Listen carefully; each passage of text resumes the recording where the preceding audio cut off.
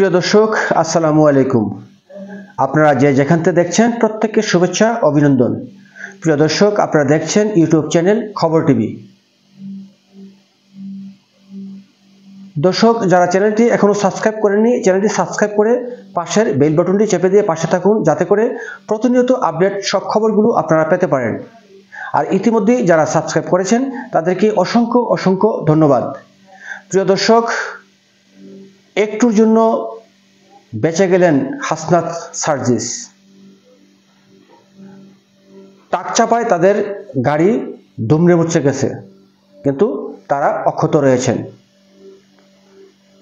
প্রিয় দর্শক, এই খবরটা যখন আমি পড়ছিলাম তখন রাত 10:30 যুগান্তরে ছাপা হয়েছে। সেই রিপোর্টই আমি আপনাদেরকে পড়ে শোনাচ্ছি। বৈষম্য বিরোধী ছাত্র আন্দোলনের নেতা হাসনাত আবদুল্লাহ ও সার্জিস আলমের বহরে একটি গাড়ি দুর্ঘটনার কবলে পড়েছে। এতে গাড়িটির সামনের অংশ দুমড়ে মুচড়ে গেছে। বুধবার সন্ধ্যার দিকে এই দুর্ঘটনা ঘটে। জানা গেছে, চট্টগ্রামে নিহত অ্যাডভোকেট সাইফুল ইসলাম আলিফের কবর জিয়ারত শেষে ফেরার পথে আনুমানিক সন্ধ্যা 7:30টার দিকে চট্টগ্রাম কক্সবাজার মহাসড়কে চুন্তি ইউনিয়নের হাজি রাস্তার মোড়ে এ দুর্ঘটনা ঘটে। তবে এই দুর্ঘটনায় 2 সমন্বয়ক অক্ষত রয়েছে। লোহাগাড়া থানার দায়িত্বরত সহকারী উপপরিদর্শক SI মোহাম্মদ আলিম দুর্ঘটনার তথ্য নিশ্চিত করেছেন। তিনি জানান, এই ঘটনায় একটি ট্রাক জব্দ করা হয়েছে এবং জিডির প্রক্রিয়া চলছে। তবে কিভাবে এ দুর্ঘটনা ঘটেছে তা প্রাথমিকভাবে জানতে পারেননি ওই SI। এর আগে চট্টগ্রাম মহানগরে জামিয়াতুল ফালাহ মসজিদ মাঠে সাইফুল ইসলাম আলিফের মরদেহ নিয়ে যাওয়া হয়।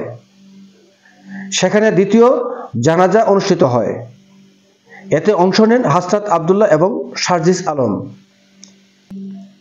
দাফনের পর অ্যাডভোকেট সাইফুলের কবর জিয়ারত করতে যান হাসনাত আবদুল্লাহ ও সার্জিস আলম।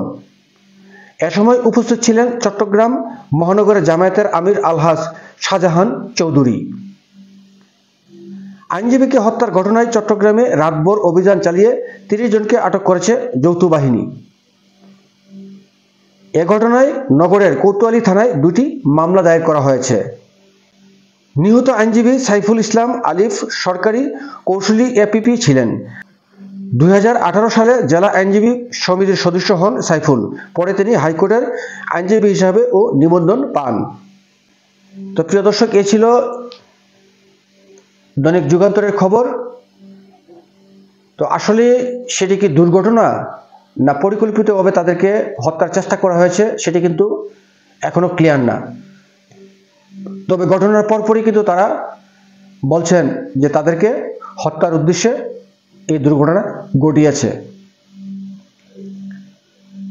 আসলে তদন্ত করলে ঘুরে ফিরে সেই রিপোর্টে আসবে, বা হয়তো এমনও হতে পারে যে যে ট্রাকটি তাদের গাড়িতে আঘাত করেছে, হয়তো নিয়ন্ত্রণ হারিয়েও সেই ট্রাকটি আঘাত করতে পারে।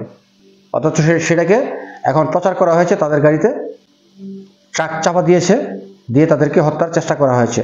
যাই হোক প্রিয় দর্শক, তদন্তে সত্য ঘটনা বেরিয়ে আসুক, সেটি আমরা আশা করব।